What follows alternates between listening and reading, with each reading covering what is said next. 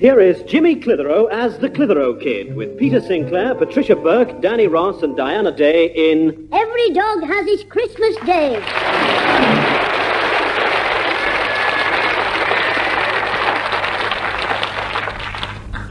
Now look, Pat, I don't know where it's gone. I haven't taken any fruit out of that bowl. But it's nearly empty, and I've only just filled it up for Christmas.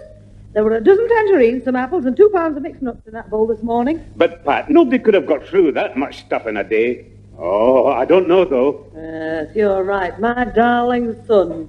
Little Jimmy Seven Stomachs. If he's taken that fruit, I'll murder him. He's been enough trouble this week as it is. Oh, well, he always gets a bit excited the week before Christmas. He's not such a bad lad. You wouldn't have said that when I was drying out your scarf and sports jacket. Drying them out? What? When? This morning, when I found them at the bottom of the garden. What were they doing at the bottom of the garden? Helping to keep our Jimmy Snowman warm. That cheeky young scamp. Where is he? I sent him to Mr. Wright, the grocer, with my order. Merry Christmas, Mum, Grandad. Jimmy, I sent you to the grocer. Hope you both have a smashing time. Lots of presents, and besides that, it slipped out of my hand. What slipped out of your hand? The snowball. Jimmy's just hit me on the head with a snowball. Oh, Jimmy, you are naughty. But I didn't know it was our Susan, Ma'am. In them slacks and that peaked hat she wears, I thought she was the postman. I mean, he's got bandy legs as well. What can I do in a minute? He was getting his own back, Mother, because I saw what was in the paper bag. What paper bag? Oh, the one he was sneaking out with earlier on, with all the fruit in it. What, you young It's the season of goodwill, Ma'am. God rest ye merry gentlewoman, let nothing... Be quiet. Where were you going with that fruit? It was for some poor hungry kids, Grandad. He told me it was the Black Hand Gang. Well, they're poor and hungry. All except me. But then I'm lucky to have such a marvellous Mum and Grandad who love me so much. Now, look, funny boy. Have you been to the grocer's yet? Well, no, I was waiting for Alfie to run me round there on his motorbike. You're riding no motorbike in this weather. Now, hurry up. That's my special order for Christmas. Yes, Mum. And no more throwing snowballs, or you'll spend Christmas in bed without food, presents, or anything. Mum, here's my finger. See that clean, see that mucky? No more snowballs will I chucky.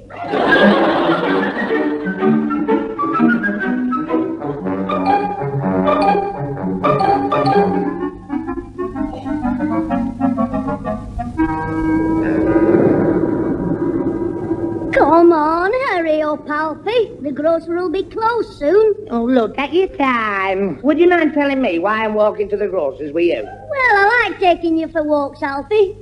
It's a change from taking our dog. You haven't got a dog? Oh, very funny that, yes. Hey, he's got a dog over there. Yeah, he's got 2 dogs. Who?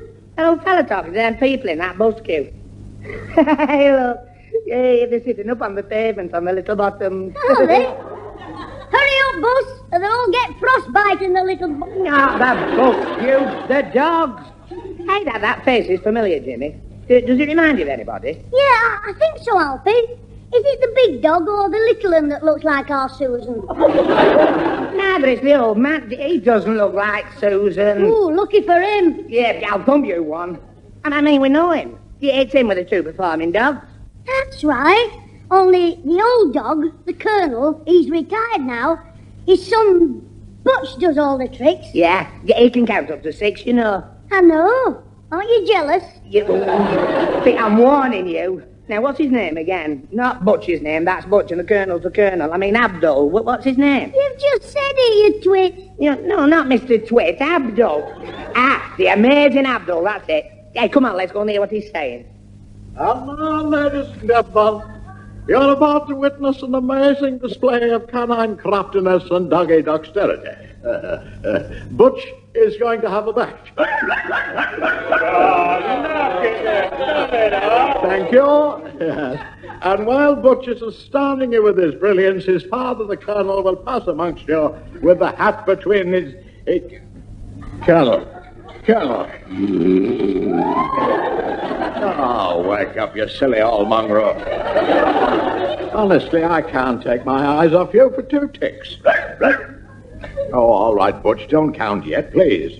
Save yourself for the big tricks. Now, where's the hat, Colonel? The hat. I gave it you to carry between your teeth. Oh, heck, I think he's eaten it. You lost it, haven't you? I don't know, honestly. Sometimes you make me sick. I said sick, Butch, not six. Right. Now you can do your sums for the kind ladies and gentlemen here. Butch will bark any number between 1 and 10. Will somebody please call out a number between 1 and 10? 6 and 7, 8. Off you go, Butch. 6 and 7, 8. Hey? Oh, dear me, now you've done it. Look, you've upset him now. No, will somebody else, please, call out any number between 1 and 10. Yeah, I will. Any number between 1 and 10.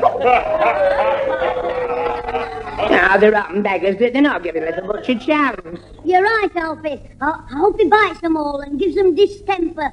Hey, I've just had a thought. If you get distemper, you break out in whitewash. See, this is no time for jokes. Now, be quiet. Well, so much for Butch the mathematician. You will now be entertained by Butch the carol singer, as he joins me in a seasonal favourite, Silent Night. Are you ready, Butch? 1, 2... Silent night. Keep going. Ignore him. Yeah, remember, the show must go on. Look out, the boss! Oh, Colonel, run for your life!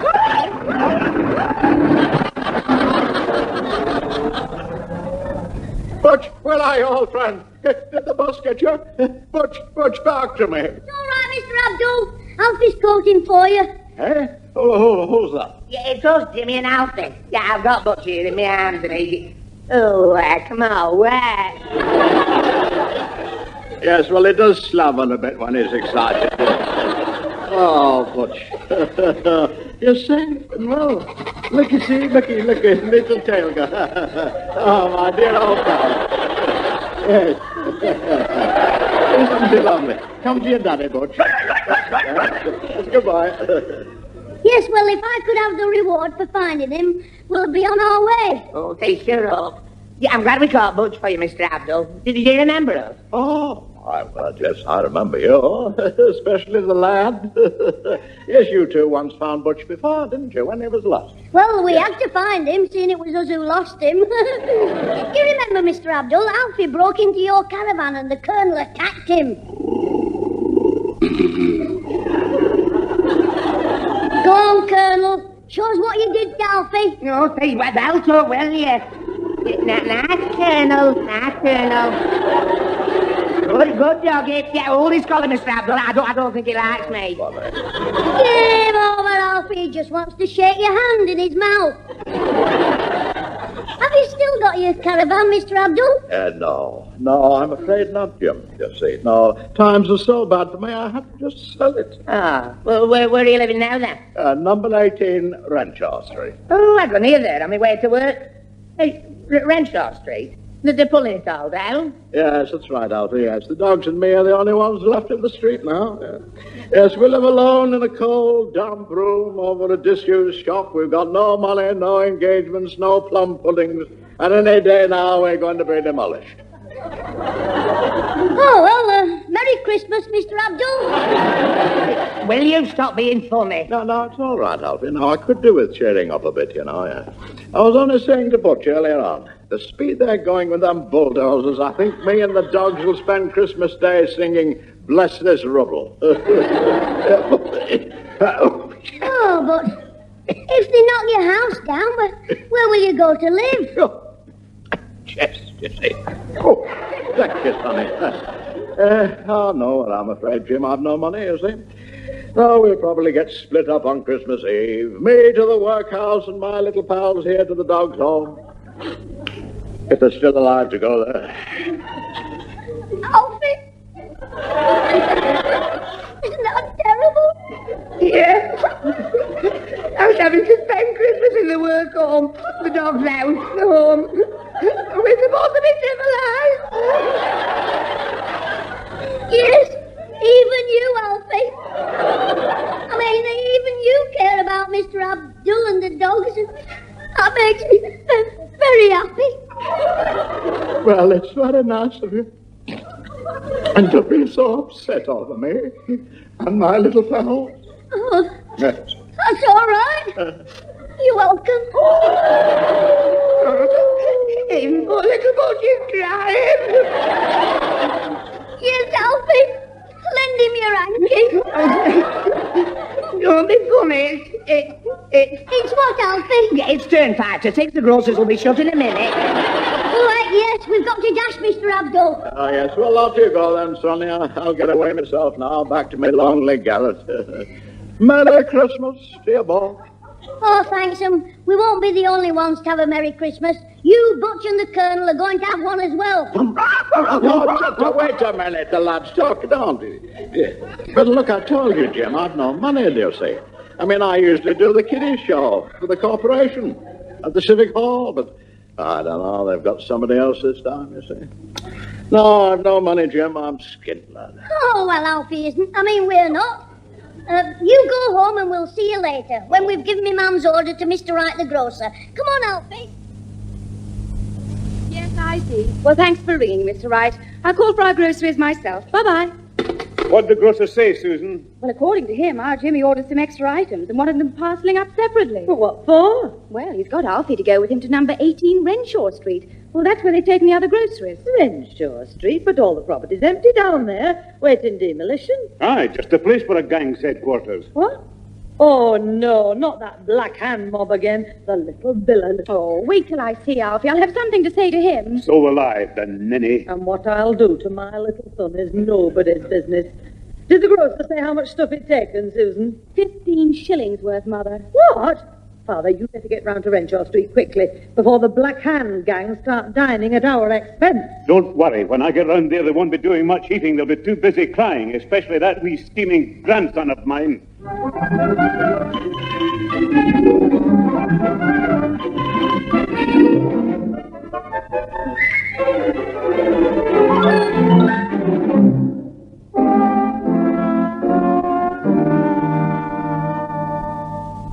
Loosen his tie, Jim. I'll give him a drink of water. Right you are, Mr. Abdul. He must have gone down with quite a bump. Well, so would you if you were suddenly attacked by 2 mad dogs. Oh, sorry, Butch, Colonel. Oh, man. Oh, the pain. Oh, what's wrong with me, Anne? We don't know, Alfie. We'll tell you just as soon as we've rung the psychiatrist. Don't be funny. What happened? Well, do you remember going out for fish and chips for the 5 of us? Hi. Yeah, us 3 and the 2 dogs. Hi, Alfie. While you were out, Jimmy and Abdul took the dogs for a walk. And on the way back, they met me, and we all stood talking in the street. The dogs came back home on their own. But then you came in before we did, and they attacked you. I'm sorry about this, Alfie. It's all right, Mr. Sinclair. It's me who should be sorry. Deceiving you. Bringing them fish and chips back from the grocers. Give me them groceries back from the chip shop. They cost 15 bob behind your back. Not the fish and chips. We got them off that right fella. Jim, I'm worried. His mind's wandering. Don't worry, it'll be back for tomorrow morning. Now, that'll do, Jimmy. Look, Alfie, they've told me everything. I know about you and Jimmy buying those groceries. Oh, heck. And you're not mad, Mr. Sinclair? Not at all. I'm proud of the pair of you. And I'm going to help Mr. Abdul as well. I'm going to try and get him some engagements over Christmas. Yes, you see, Alfie, Mr. Abdul was done out of them engagements at the Civic Hall by a baddie. Oh, what baddie? Percival, the educated parrot. Oh, I see. You know, I could have sworn I heard a parrot. Yeah, that's right. You were listening to yourself. That parrot's owned by a no-good swindling layabout called Billy Liversidge. Yes, Alfie. He sits on a perch and says funny poems. Billy Liversidge. No, Percival the parrot. He's always taking members of the town council out and buying them drinks, you know. Oh, the parrot? No. Good gracious, now, Billy Liversidge. That's how he's pinched my engagements off me at the Civic Hall. Him and his blasted parrot. Yes, and I've got an idea, Alfie. Why don't we put some glue in his seed pot and gum his beak up? Oh, Billy Liversedge. No! Oh, don't some cuckoo's mothers have 'em?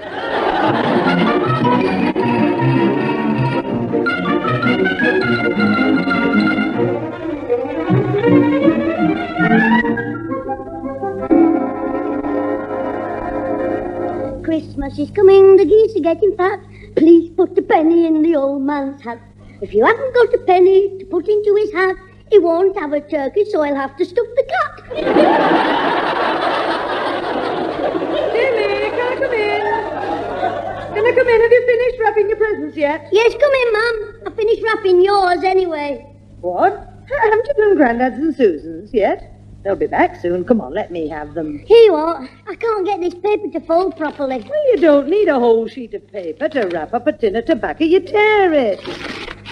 Oh, I see you got Susan some stockings. Yeah, they cost 4.11 as well. I know, and she goes through about 2 pairs a week. What? That's nearly 10 bob. Hey, tell her to give me 2 bob a week and I'll paint her legs every Friday. I might make it half a crown if you can paint mine as well. There you are, then, they're done. Now, is that the lot? Yes, but I'll need a bit more paper tomorrow. I have 3 more presents to wrap. Who for? Well, some cigarettes for Mr. Abdul and 2 bones for his dog. Ah, you are silly. Oh, but it's a very nice thought, son. Don't worry. I'll see that he's all right for Christmas. And his dogs. Oh, good old Mal. I just wish I could have got him an engagement at the Women's Guild party. But they provide their own entertainment, if you can call it that. Last year it was Mrs. Eccles and Mrs. Billington. Oh, what a double act. Fatty Eccles and Beaky Billington. And now for an encore, Beaky Billington will dance the dying duck. And Fatty Eccles will do the shake without moving her feet. Don't throw money, just buns and birdseed. Now, Jimmy, don't be unkind. That's very naughty of you. Serious, Grandad, you troublemaker. And what troubles me Grandad been making now? Don't try and be funny, my lad, or you'll be across my knee. What's wrong, Father? Well, it's this young scamp phoned up the Rose and Crown, pretending to be me, and booked the concert hall for tomorrow night for Abdul to put on a show. Well, you said you couldn't get him an engagement, so I tried. And the landlord said it was all right. Of course he did, because he expects me to pay £5 for the hire of the room.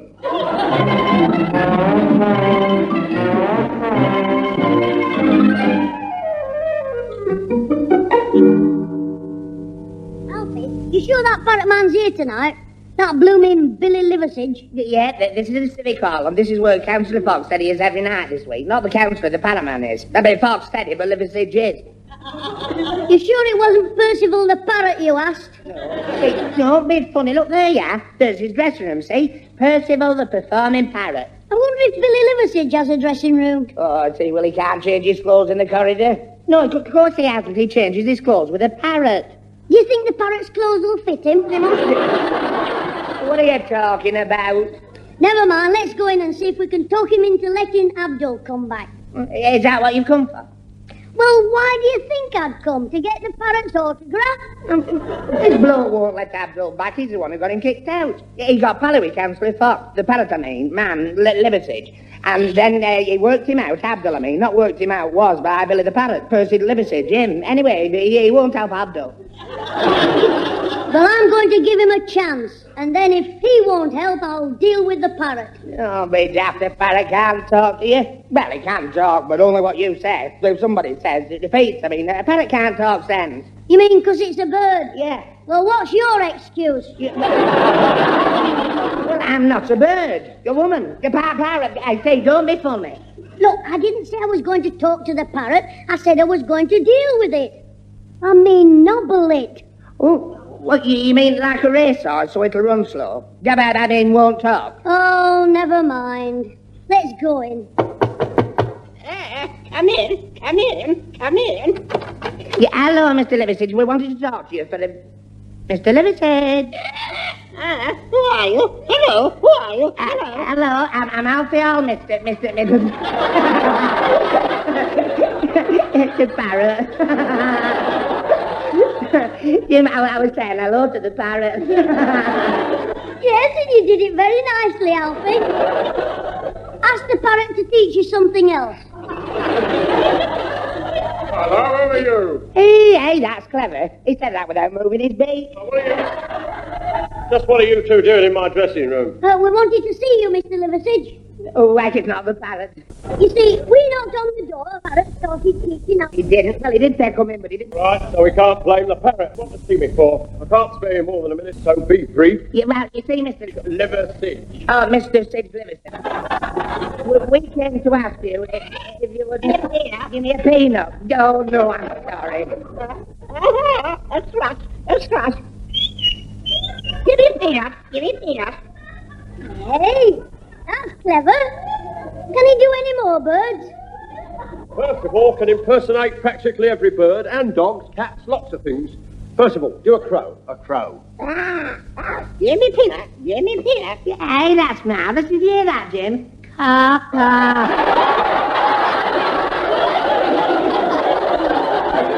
Give Alfie a peanut.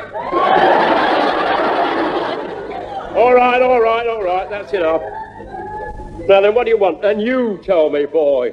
Well, the other day we were walking past a bus queue and it was raining and this poor old man, the amazing man... Yeah, well, I'm not interested in sob stories. Abdul is decrepit, like his old dog, the Colonel. They're both ready for the scrap heap. I'm doing the audience a favour by keeping him off the stage. Well, but couldn't you just let him take your place for one night? Not for 1 second. Would you tell Mr. Liversidge, Councillor Fox is here to see him? Yeah, that's the councillor. Come on, out. I've got more important things to discuss than a senile dog trainer and his flea-bitten mongrels. Well, they've got more sense than your daft parrot. What do you mean? Well, you wouldn't catch them working for peanuts.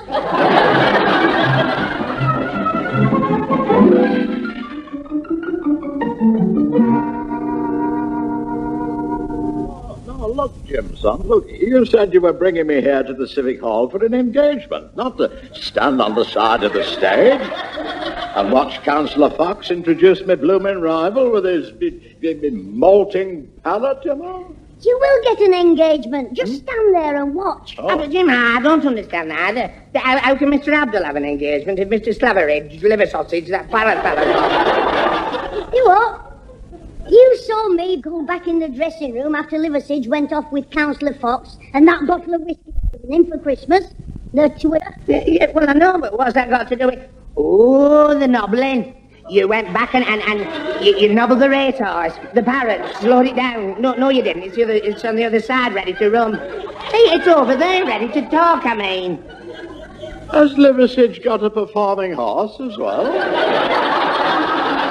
No, it's just Alfie here, the performing twit. Look, Mr. Abdul, Liversidge was nasty about you and he wouldn't even let you have one night in the whole week. No. So as I told Alfie, I dealt with the parrot. I gave it an extra feed.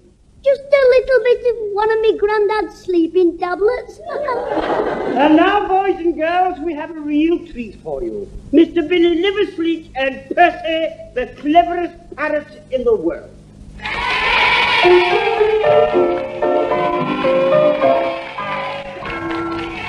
Hello there, boys and girls. I'd like you to meet my friend Percival. Percival, say hello to the boys and girls. Hello, boys and girls. Hello, boys and girls. Hello, boys and girls. Yeah, that's enough, Percival. You see, he's used to doing 3 shows a day. Ooh, why don't he eat the peanuts and let the parrot do the jokes? How old are you, Percival? I'm 20. I'm 20. I'm 20. No, you're 60. That's right, 320.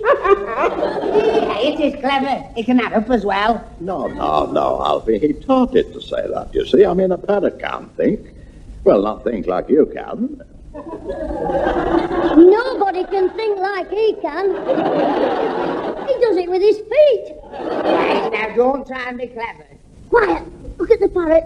His eyes are closing. Come along, Percival. I asked you to count up to 10. Now count up to 10. 3,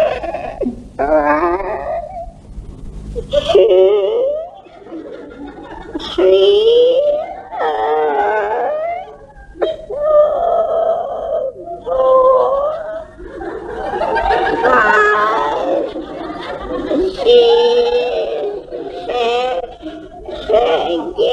me a piece of... Ah, it's gone to sleep. Yes, it's away. Has Polly got to my then? Percival! Count up to 10. You stupid look. He's having a little rest, boys and girls. Wake up or I'll pull your feathers out. You wake up. Mr. Liversidge seems to be a bit upset, Jim. Yeah, I think any minute now his Polly's going to get the bird.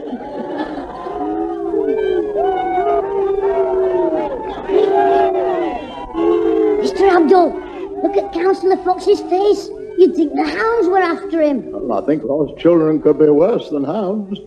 He's coming over here.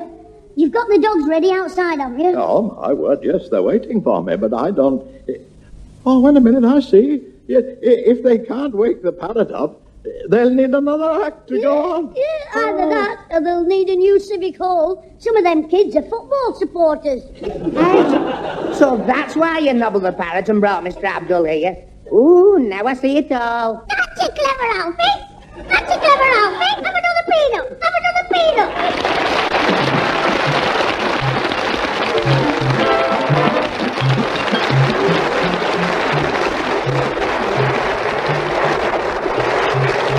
Those involved with the Clitheroe Kid this week were Peter Sinclair as grandfather, Patricia Burke as mother, Danny Ross as Alfie Hall, Diana Day as Susan, Derek Guyler as Mr. Abdul, Brian Truman as Billy Liversidge, and Percy Edwards as the animals and birds. The recorded program was written by James Casey and Frank Roscoe, produced by James Casey, and starred Jimmy Clitheroe as the Kid himself.